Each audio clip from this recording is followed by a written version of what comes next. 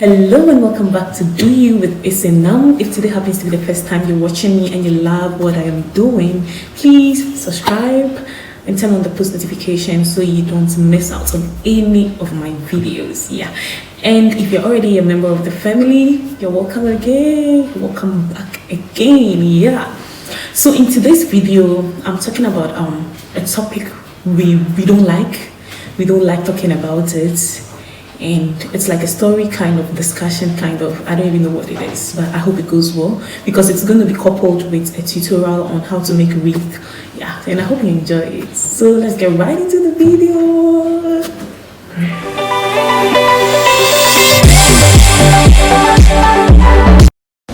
So we need OASIS, wreath frame,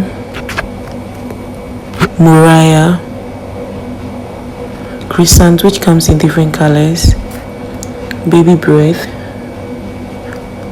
monstera, and astromeria lilies for the wreath. So in 2002, if my memory serves me right, I think I was in primary then. Wait, let me do a quick calculation.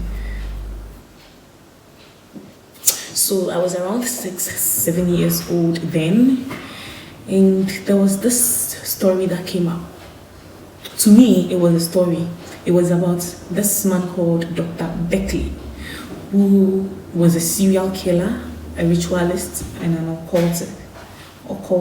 Is it occultist? Yeah.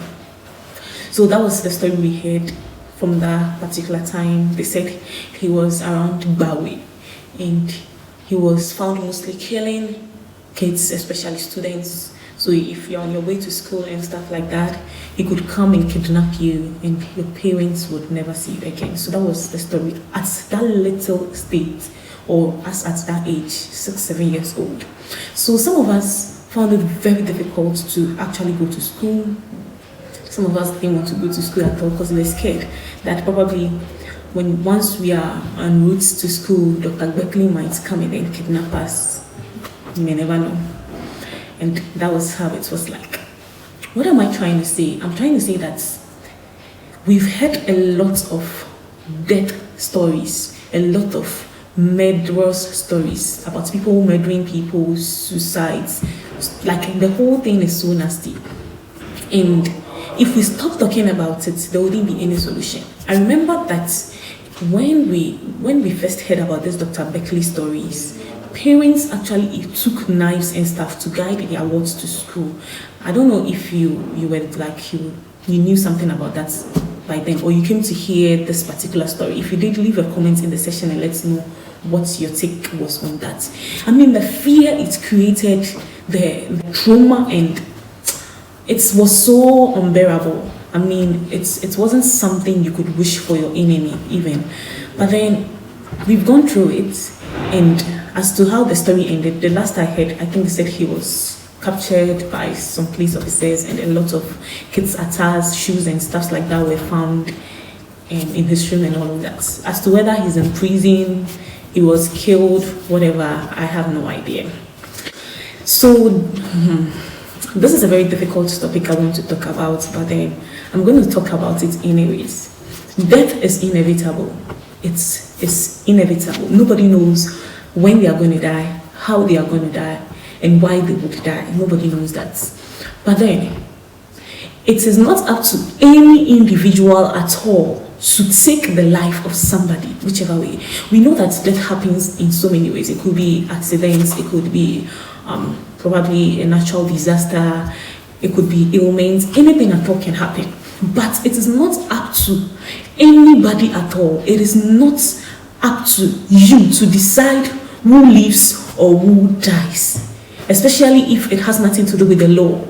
Because I learned there were certain offenses that could cause the court to sentence you to death or something like that. So long as that is not what it is, no human being on earth has the right to take the life of another individual. Now, why am I even talking about this? As at today, the death toll is becoming worse by the day.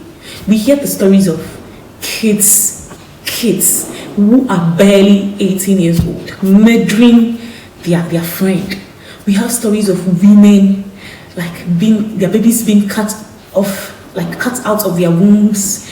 Like, it is so nasty. You can begin to imagine it, and we can't sit down idle without talking about it. We are not saying the law isn't, or law enforcement agencies are not doing anything about it, but then we need to add our voice. We need to add our voice to this and let it stop. We can't afford to be in a community whereby raising children becomes a headache, because you may never know. For your child's friend might end up murdering him or her without like any remorse or knowing. Like, it's a serious. I don't know if it is wickedness, if it is just the nature of men or mankind or whatever it is, but this must stop.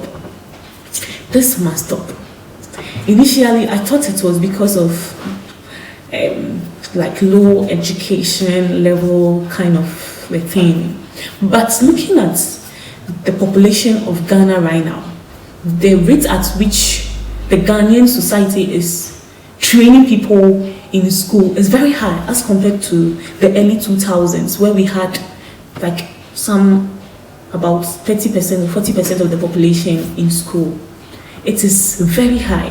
So what is the essence of education when all we think about is how to murder people at the end of the day?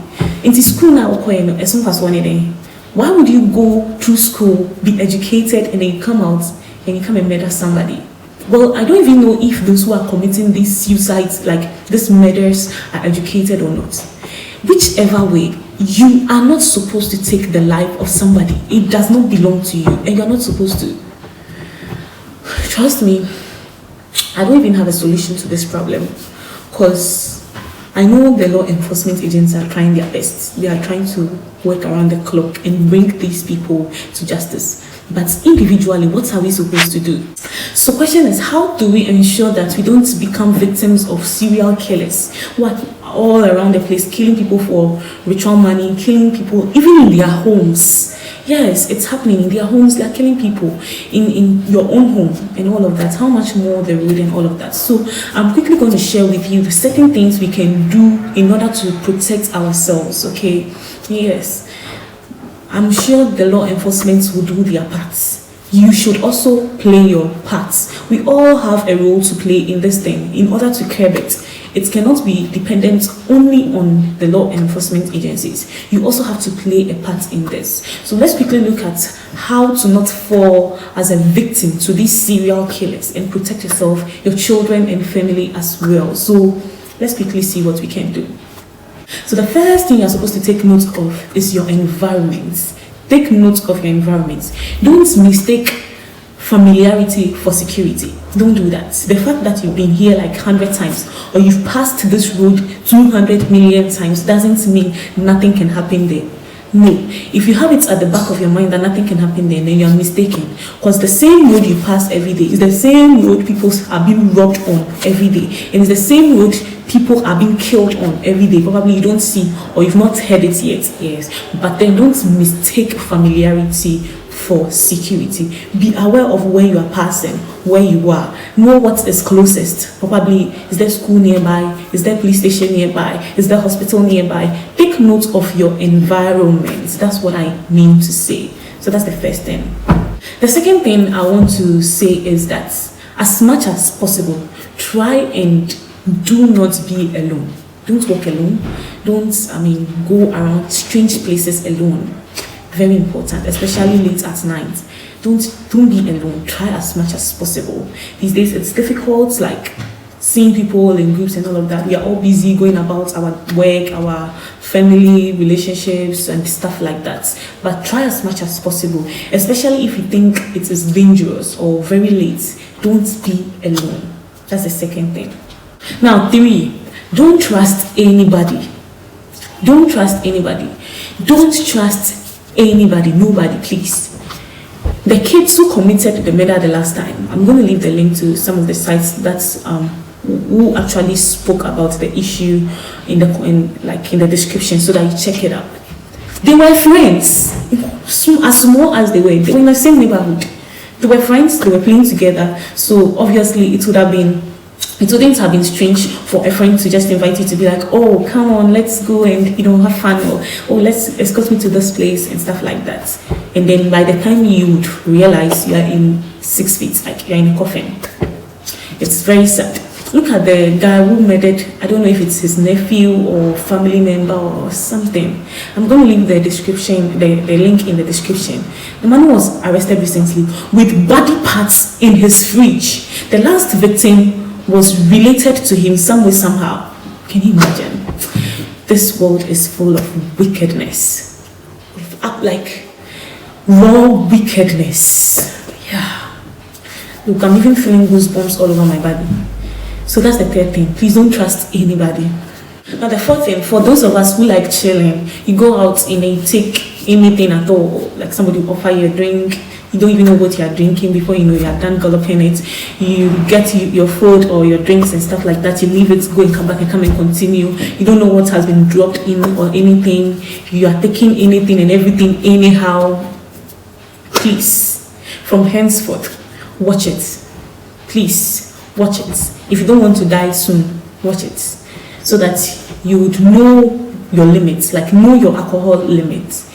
It's not advisable to take alcohol, and I will not advise you to take alcohol. But if you're taking it, know your limits. And if you're in public and you're taking it, that means double trouble. Already the alcohol can easily make you tipsy, and you're in public, anything can happen. So please, know your limits when you're taking an alcohol, like when you're taking alcohol.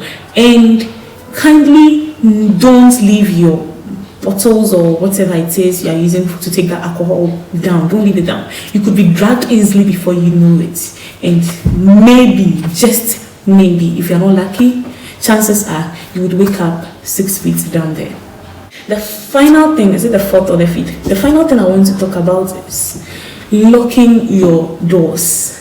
Lock your doors, lock your windows before you step out. When you're inside, lock it. You may never know.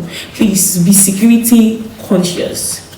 It is better to know and prepare than to just sit down and then the unknown happens. So please be security conscious. If you can take some martial arts class that will help you to defend yourself against people like this, please do it. You're defending yourself. Use wisdom and work with purpose. If you are able to work with purpose and you apply wisdom, you're good to go. Please, and let us help advise our younger ones. The younger ones, between you and I, we know that advising them is a very difficult thing. Because the moment they clock like 10, 11, 12, they're on top of the world. They don't like to listen to nobody. So please, let's try as much as possible to advise them. Let's refer them to the happenings that's been going on for some time now. It's very sad. It is appalling. It is dangerous. It is like, oh. It baffles my mind. I can't just wrap my head around it. And I wouldn't wish that for anybody. So please, let's do the best we can so that all of these would be done and over with. Alright, so this is the end of today's video. I hope you enjoyed it. I don't know, there's nothing to enjoy about this video actually. So I'm hoping you learned something. And I hope you teach others. So kindly share the video. Share. So that somebody would also learn something. Until my next video, please take care, be wise so that you don't fall as a prey to the devourer. I beg you. I love you. Do you, and do you. Bye-bye.